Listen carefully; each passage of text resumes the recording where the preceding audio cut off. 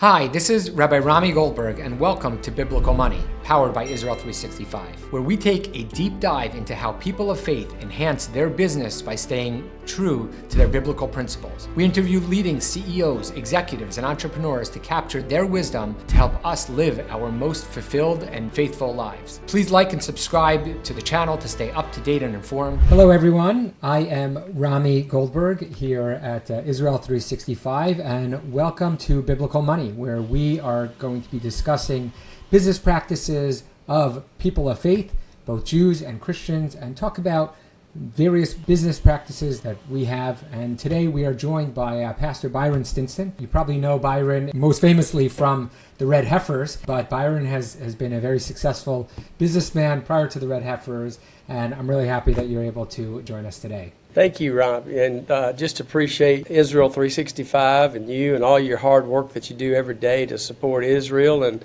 to build bridges of connection between Christians worldwide and the Jewish fathers of faith. I think it's so important what you're doing, so thanks for involving me. One caveat, I'm not a pastor. Pastors have a lot of patience, and I'm more of a business guy. I want things to move. I want to do it right, but I want things to move, so I'm not too good at being a pastor. Okay, amazing. We'll find out those differences as we speak to more people, but this is really just a great opportunity. So tell us just a little bit about where you grew up, what businesses, kind of that you got involved with. You bet. So, when I was young, I really loved to read. And one of the things I read a lot was the Bible. And so, and I just had faith as a young child that the Bible was true. My mom explained to me that our family had gone, many members of our family during World War II had went to work to support the saving of the Jewish people in Europe. And so what happened, she had gone with her parents to Chicago so they could work in factories making ammunitions. He had uncles that were pilots that went and flew, and 3 of them, I think, were killed during the war, flying missions in Germany. And so it was just something that was very important to me, was the Bible and the truth of the Bible and understanding that truth. So I was reading that and beginning to learn that as a child. At the same time, I just had this instinct in me that I wanted to make a little money. And so what happened was there's a magazine called Young Life, and in the back of it had these ads for little businesses that young boys at the age of 9 and 10 could get into. And one of them was to sell all occasion cards. So you could buy 12 boxes of all occasion cards. So there's cards for get well soon, there's cards for birthday, there's cards for, not any Hanukkah cards, and it was Christian, so it was Christmas cards. And so what I would do at age 9, I wanted to earn some money. I'd already saved about $50, so I bought my first 12 boxes of those. I think they cost me $6 plus $1 of shipping or something, and went out and sold those door to door. And the old ladies that I got to meet and had fun talking to, they just loved them and snapped them up. So I became a little entrepreneur at 9, 10 years old. After that, my family moved a lot, so we moved from Abilene, Texas, to a smaller town in Sweetwater. There I got a job rolling up newspapers, delivering 2 big routes all over Sweetwater, having to go door to door to collect the money each month. It was not much, $1.50 per house or something. It was very inexpensive at that time, but it got me to interact with people. Once again, loved that. Continuing on, I wound up cleaning. We moved again. I wound up cleaning banks and just always wanted to have a job, and we needed it. To be honest, we needed the extra income. And so all my life, that's pretty much what I did. Then when I got to be 14, I was playing drums. And I had a group of boys come to me and said they needed a drummer. They had a paying job for me to go play drums. So we were able to put a little group together and went and made $32.50 or something like that on a Saturday night. And you bought Microsoft right then and there, I'm right? Telling you, man, back then, this was in 1972, 71, you could buy a hamburger, French fries, and a milkshake for $1, so $32, I was like rich, man. So I saw the potential in that, so I just asked the band, can I start booking us? And they said, yeah. So before long, I had us booked every single Saturday. That's kind of my background. I just grew up around business and around reading the Bible, understanding the Bible. And we just, from the very beginning, I saw the potential that if you're honest with people and you connect people and you're able to take those bridges that you build or those connections that you build and go to the next step and treat people right, and you'll have this big network of people that trust you, and you're able to go out and do well. And so that's kind of how I got started as a young boy out there in business. Wow. Okay. And then, after the piggy bank stage, what were some of the other businesses? As much as paper routes, at a certain one point in America, maybe you could pay for a house with a paper route, but at a certain point that shifted. So in I think 1977, there was an opportunity to buy a truck and start driving over the road in a truck. So we did that. I was working with my parents. We started a company called Stinson Motor Lines. Unfortunately, right along that time, my dad and mom both got pretty sick, and I was kind of thrust into I have to make this work or not. And turned out I was pretty good at it and made good money with Stinson Motor Lines. Then, thankfully, my dad and mom got doing better, and I was really interested in what's called non-asset logistics.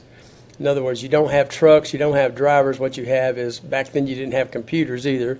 You had the information in your head. You had a Rolodex or two Rolodexes. You had carriers and you had customers, and you would link those together and make a like 8 or 9% brokerage fee for doing loads. And I could do a lot more loads. And even though it was a lot lower margin, is better retention of the margin, because you're not having to replace transmissions and spend all your time working on the things, permits and all the things that you have to do with an asset-based business. So in 83, I went full-time into in non-asset logistics. Turned out I was pretty good at it. I had a company in 85 from Tennessee come to me and say, listen, last year we paid your company. I was working for a company at that time in Jackson, Mississippi. And they said, last year we paid your company over $50,000 just in brokerage fees, and we'd like to start a brokerage. Would you come and start one? So I did that. I went to Tennessee, worked 1 year. It was very successful. I had hired 4 or 5 people. By that time, the owners of the company kind of had the grasp of it, and they wanted to run the company themselves. And I said, that sounds good. Let's part peacefully, and I'll start. Thankfully, I was very involved I was very open about my belief in the Bible, very open about my belief in God and our Christian values, Judeo-Christian values that we share. And so a really strong Christian businessman liked me a lot. He had said to me that if I wanted to start a new business, he would back me in that venture. So in June of 1986, I opened up my first business that's still operating today, called Glenrose Truck Brokers at that time. Later on, we moved the name to Glenrose Transportation Management. We have about 30 employees. Today, we do over $30 million in transportation business. And then in 2010, in 2007, the Lord had really blessed me. He also had led me to love Israel and to know that there needs to be this connection between the faiths of the religions of Judaism and Christianity. That at the base of it, we are reading the same book, and God doesn't change, and we're all seeking to find that place where He's leading us the way we should be led. That He is helping us, because He's promised if we'll obey Him and we'll love Him and adore His laws and His ways, that He will bless us. And I had lived that out and been blessed by that. And so I just wanted to see all that happen. So we started a nonprofit work called the Father's House Educational Foundation. The website's just Father's House Foundation. And we started taking pastors to Israel so they could connect in the land and see the actual biblical archaeological finds that absolutely physically prove the Bible is accurate and true.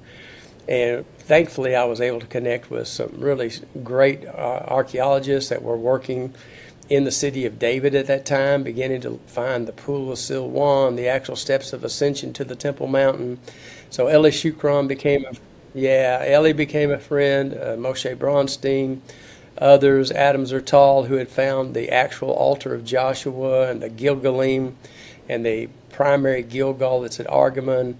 And so we just, using those business skills and the blessing that God had given us, we started doing those type of projects. So that's kind of the background to get us up to speed where we are today. I would ask, in Deuteronomy it says that Jeshurun becomes fat and he will kick, right? Meaning sometimes there is a challenge, which I think overall America is facing this challenge as a nation where, you're victims of your own success. What is it, that kind of kept you anchored to not go out and just, have this feeling of like, okay, I was successful and let me just, spend on those experiences to stay humble and stay grounded? So in 1986, I was going to church regularly, reading my Bible.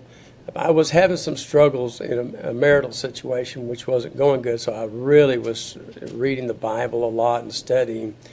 And I looked in there, and there's a verse that says that fear of the Lord is the beginning of wisdom.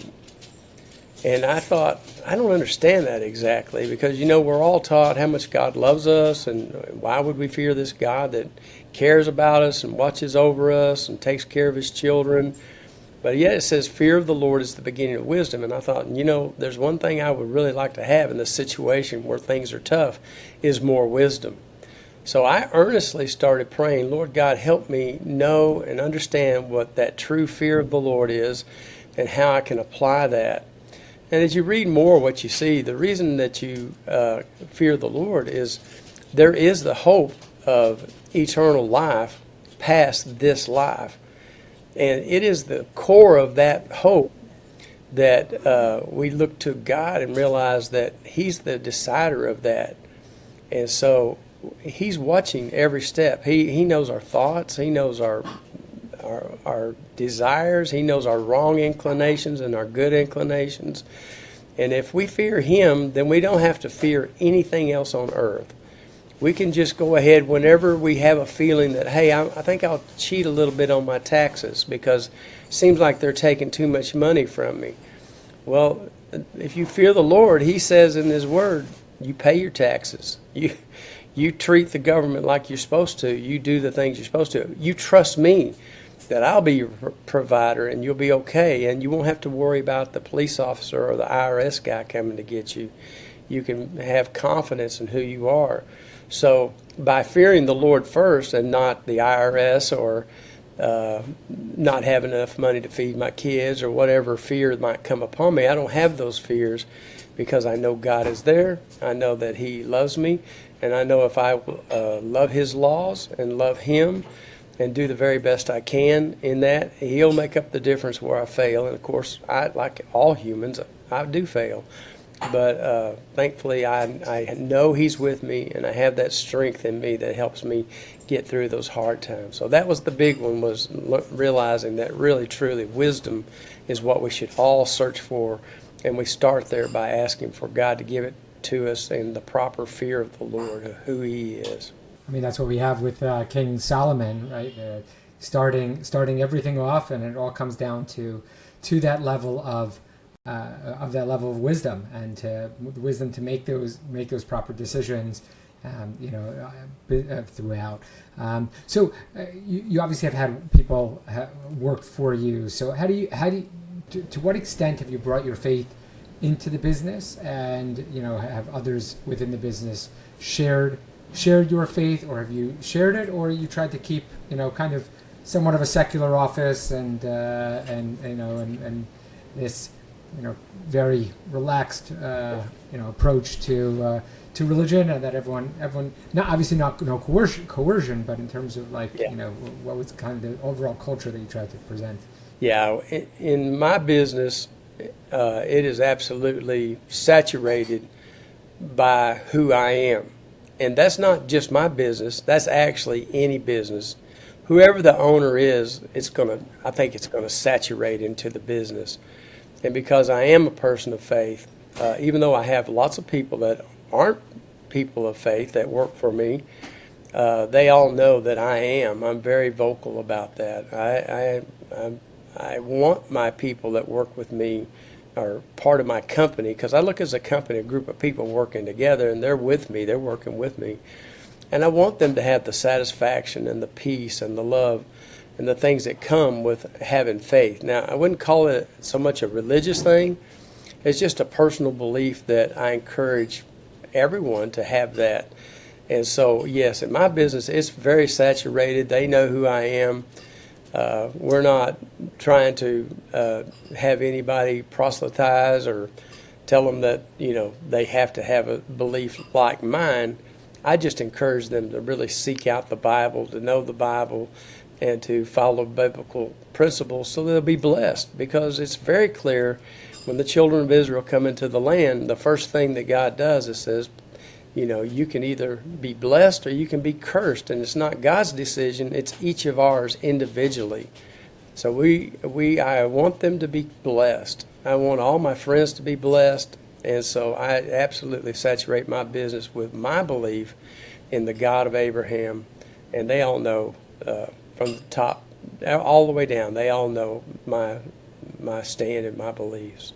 Yeah, no, definitely. It's definitely really, really important.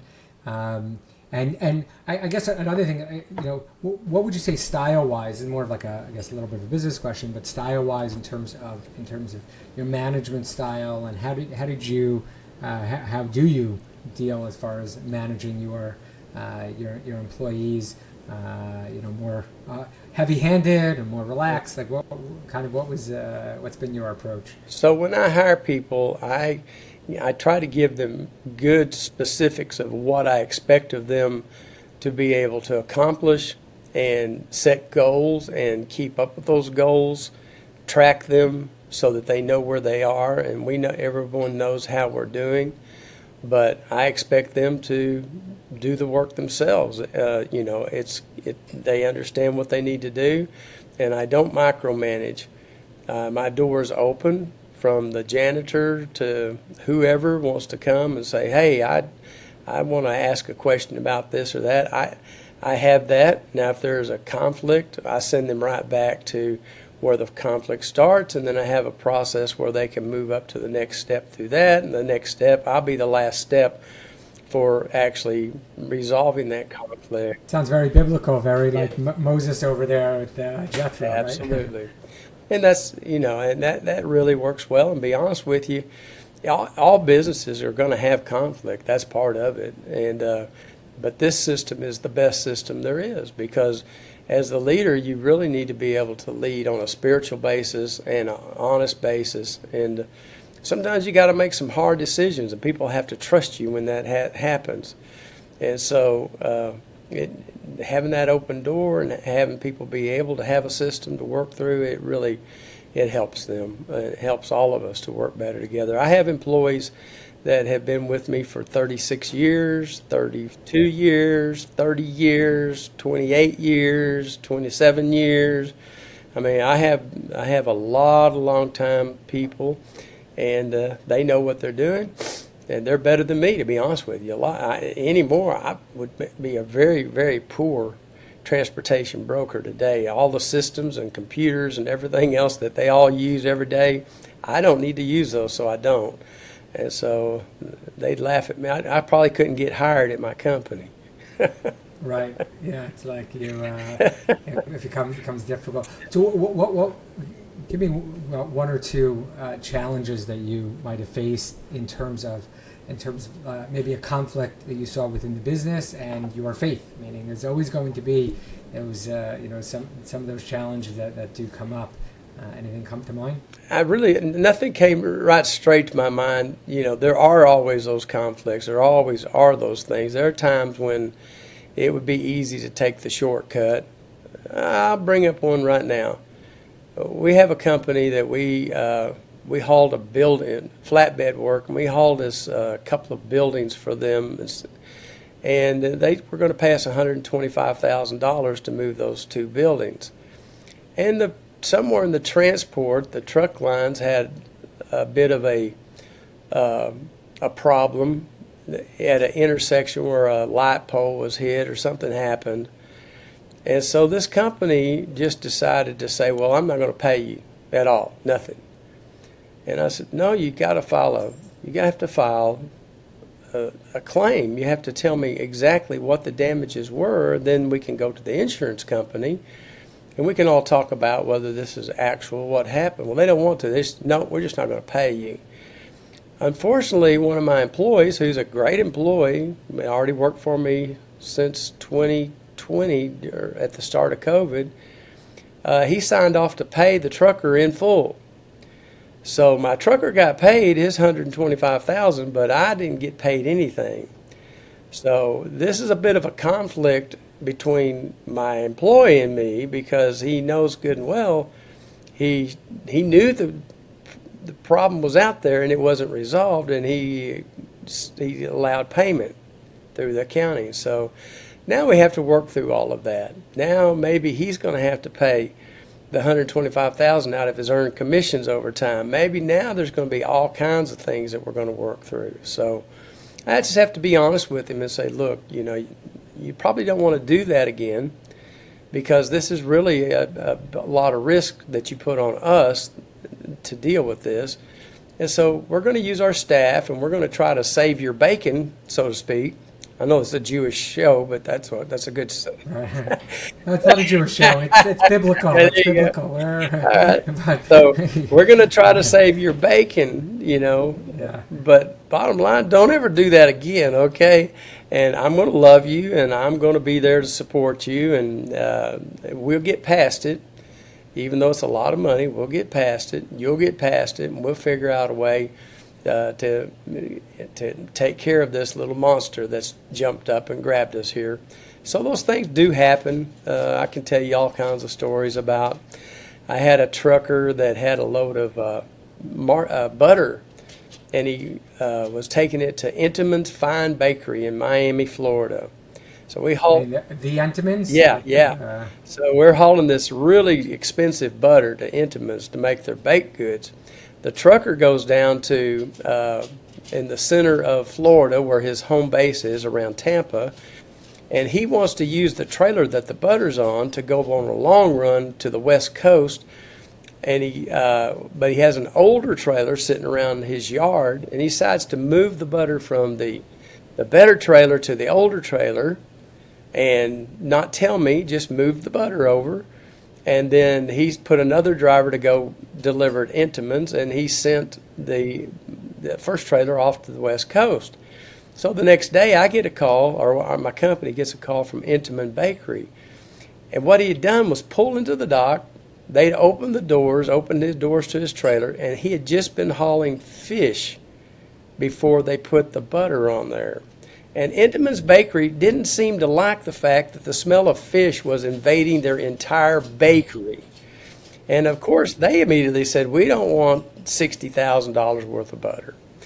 And so it's on me at this point. I may not be able to recoup from the trucker any of that money, even though he's the one that caused the problem, because there's insurance for wrecks, there's insurance for all types of things, but there's not insurance for plain stupidity. You could make a lot of money if you started selling insurance, that kind of insurance. I don't know. There's a lot of good business idea over here. There's a lot of stupidity out there. I think you'd lose money, but high premiums, maybe. So we just we prayed about it. I thought I think I'll run that stuff down to a cold storage and throw it under the blowers. Pay this cold storage, put it under their blower, so it's sitting there where lots of air going over it. And then I'll just give about a week for everyone to calm down. And by then, they were still mad at us, but they calmed down some. And I loaded it up, and I took the butter back to Texas where it's shipped from. And I said, listen, guys, please just test it. And the test for it really was just smell it, sniff of it, eat a little of it. Smell test. Yeah, And so I was very relieved after they did all that. They took it back in and were able. It didn't have any smell on it anymore. So we only lost a few $1,000s on that one. But once again, at times like that, you need your faith. if you don't have it, you'll start trying to, you get so angry, you can't think, you can't do what you got to have fear of the Lord first, so that you know that He's got you. He's not going to let you down. You've lived righteously. You've done what you're supposed to, even though something went wrong. Matter of fact, one of my key phrases in business is to say, listen, I don't want to hear the word we have a problem. I want to hear you tell me that we have an opportunity. Because when these things come up, it's an opportunity to build your relationship, to solve whatever the problem is, to learn from the problem, not to have it again. And these are great opportunities as part of maturing as a believer in the Bible and a believer in your industry, knowing how to better handle those things. So we just get opportunities. It's definitely that God sends us a lot of different things. But I do think that working on yourself, working on what we call in Hebrew midot, your good attributes. But I think a lot of that's much easier when a person is sitting there and they recognize, no, God has set this down as a test, in one way or another, and also God's going to take care of me. That's it. And I could just say for myself, I know, and I'm sure you feel this as well. Like, are you still angry about that problem that you had 5 years ago? Yeah. Probably not. Yeah. It's probably done with. Water under the bridge, and 99.9% of those problems have been resolved, and you've moved on, and it's not something you get heated in the moment, and that could be a big problem. You say things you shouldn't say. If the Bible says don't let the sun go down on your anger, in other words, get over it by the time it's bedtime. And if you don't, do you know what happens to you? Because I'm sure you've done this many times like I have. You lay awake all night thinking about the problem. And then the next morning, you can't hardly concentrate on anything because you were awake all night worrying about the problem. But if you've accepted it, this is an opportunity. Tonight I can't do anything. I can read my Bible. I can think on things that are beautiful and perfect. I can tell my wife how beautiful she is and kiss her. I can get a good night's sleep, and the next day God will show up with some type of solution. So far, we don't have anything. What we do is deliver products to docks, and that's where you have the problem. And there's nothing on a dock anywhere that we delivered in 1990 that's still a problem. All of it got resolved, like you're saying. So it will get resolved. We will do it right. We will do it honestly. It may cost money, but the Lord will, if we'll do it honestly, if we'll do it right, then we will be able to get past that and actually learn and prosper from it. Yeah, no, it's so true, and we think that things in this particular moment are so bad, and it's like there's I'm trying to think. I forget where in the Bible, but it says, "And this too shall pass," right? Meaning, and that always what happens. So in terms of recognizing, obviously, financial is a very big piece of business to ensure that there are profits, because that's the way that we run businesses. But how do you measure success beyond the financial aspects of your business? I measure it in long-term relationships more than anything, to be honest with you, and seeing lives that were once in turmoil turn out to be lives that they have a lot of peace, joy, and love. And if I can help someone get there, and I can have that myself, that's worth more than money. And so I measure that in relationships and in peace, love, and joy, and the things in it's called the fruit of the Spirit. When our spirits are at rest from day to day, and we know that we can look at ourselves in the mirror, and while we weren't perfect and we probably messed some stuff up, we were actually trying to follow the biblical principles to honor the Lord, and we're moving each day one little closer step to that final victory, which is the victory over death itself and the hope of eternal life. And if we keep that in focus each day, that'll keep us motivated as we move forward. and happy. And so I live in a lot of joy. Sometimes it can get pretty heavy owning businesses, and I didn't even talk about my second business, which also has its challenges. But anyway, that's how I'd measure it, just by helping others find peace, love, and joy in their life. So one thing I'm always curious, and I'm curious to hear your thoughts about this, is the relationship between for-profit and nonprofit. Yeah, you have a choice. You could have. You said you don't have the temperament to go into ministry, right? But you chose to spend a lot of time in business and then also do some really amazing philanthropic work. Do you see, one of them as, a better course of action, or versus the other? Like, how do you take a look at ministry and nonprofit versus going to for-profit? So they work together beautifully. I didn't start a nonprofit because it would work together with a business, but they do work together. There's a lot of the same principles. I mean, we're still in the nonprofit. We're not trying to profit off of that.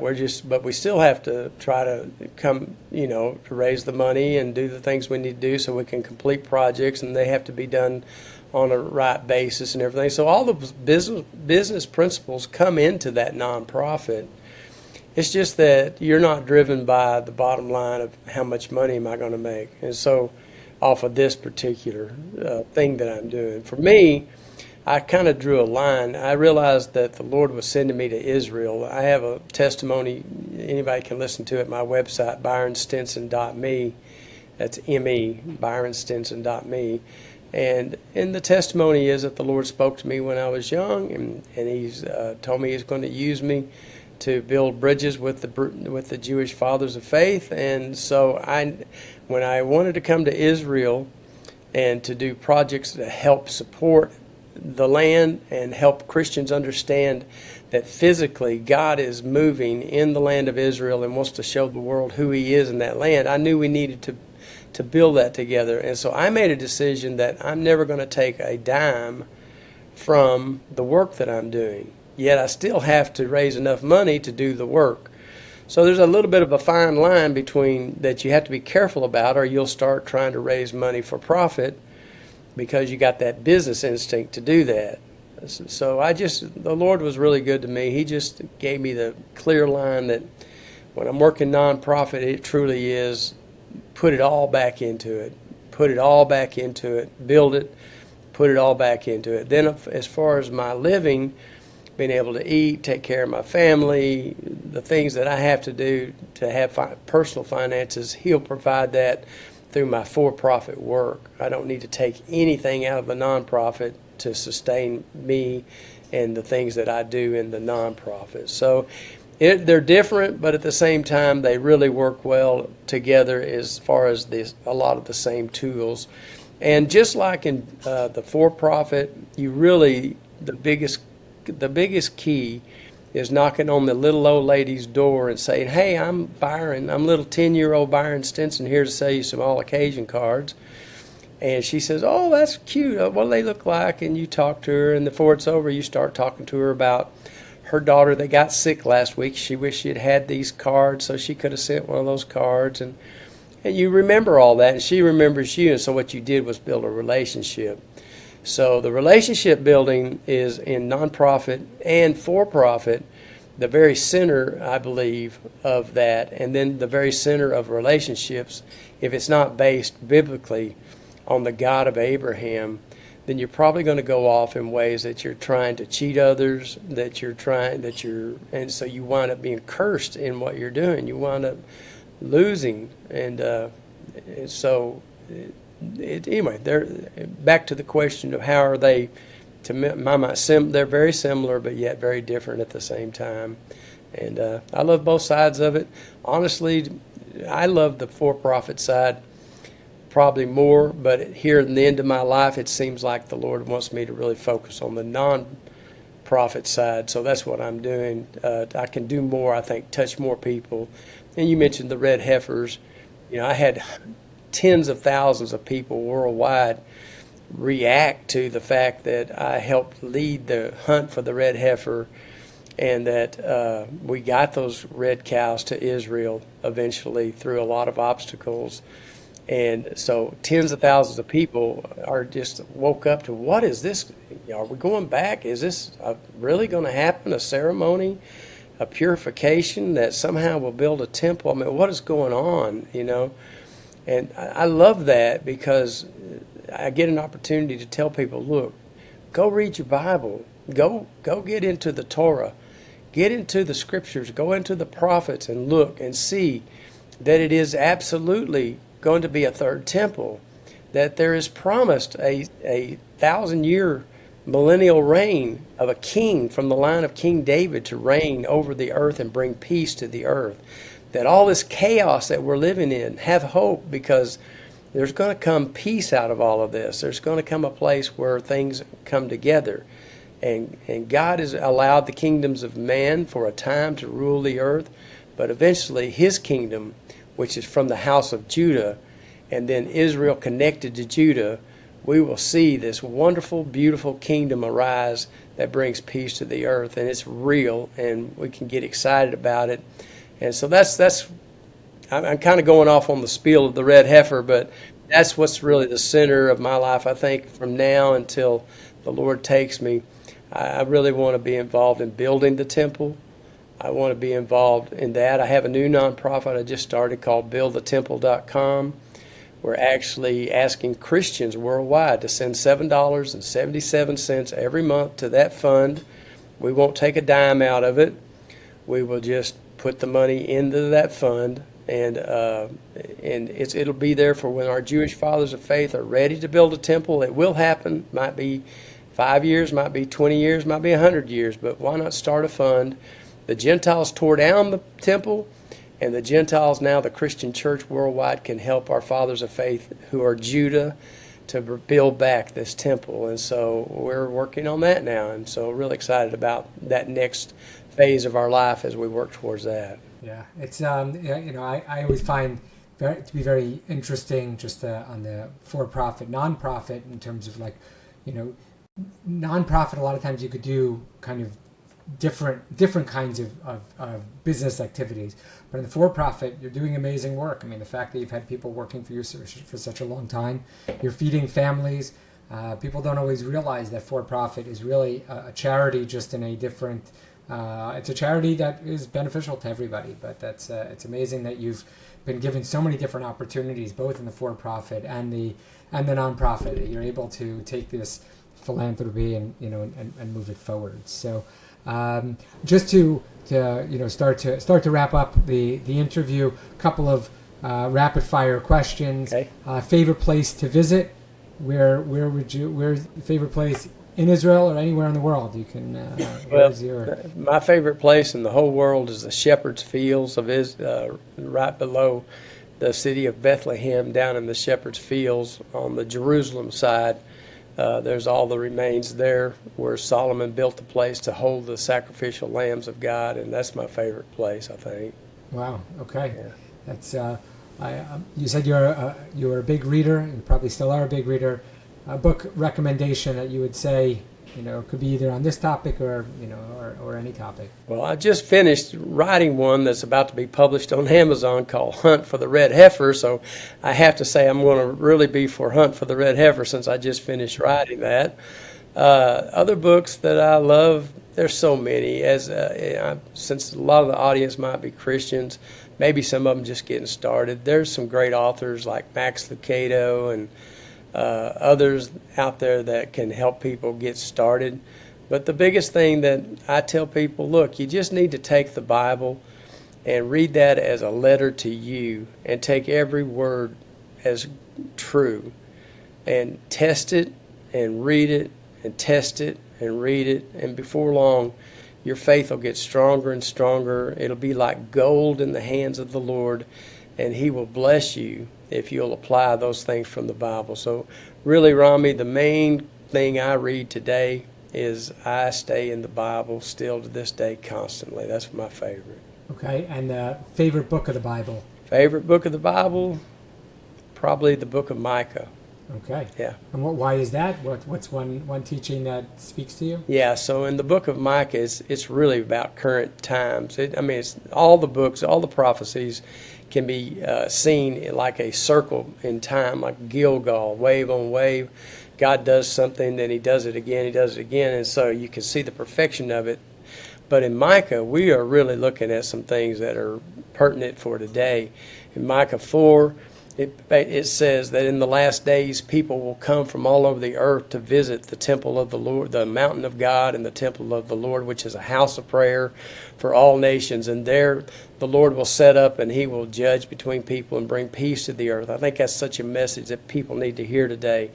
And then in Micah 5, it's back to what I told you. My favorite place is where Solomon set up where he raised the animals. Well, in Micah 5, it says, "Blessed are you, Bethlehem Ephratah, for unto you will be the birth of this Savior, this Messiah." And so if you understand Ephratah, I know you do, most Christians wouldn't have a clue about what that word is about, but it's fruitful. And the place of this fruitfulness is at Bethlehem, which is the house of bread. So the fruit of the house of bread is going to be wheat and barley.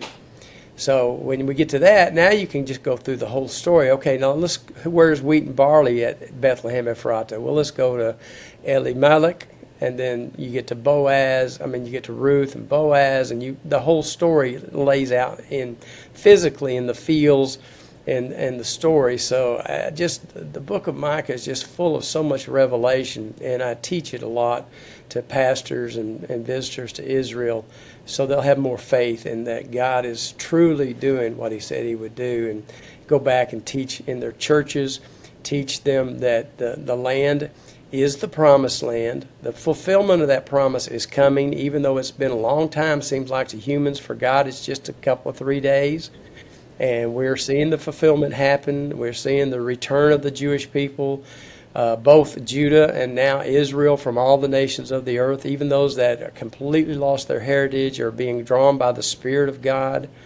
And so Micah is probably my favorite. My favorite verses, though, is probably Ezekiel 37, that describes the dry bone vision, and then the restoration of Israel in the last days, and then the calling of the Spirit from the four winds to come and breathe upon this nation Israel. And so I want to continue to help people get to Israel, learn in Israel, do projects in Israel, support Israel, and see the promise of the land come to fruition. And it's about to. God is doing it in an amazing way.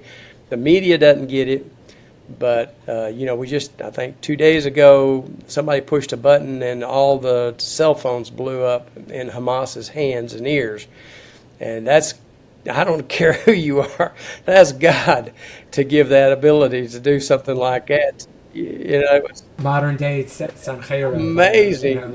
Amazing. So you go back. The entire army runs away. But yeah. This is going to be written in the final version of the Bible. That will be written in there. It'll be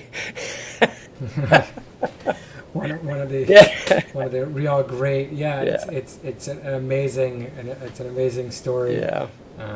But that's the story that we're all part of. That's right. Meaning writing this final book, this final chapter, and please God, let the redemption come soon. Yes. And then I guess we'll sit under our fig tree. Amen. And enjoy the fruits. Tabernacle. And I don't know what's going to be with our business, but like in the it'll be good. It's going to be good. So yeah. But anyway, Byron, thank you so much for your time. It's really been such a pleasure to have you. Thanks.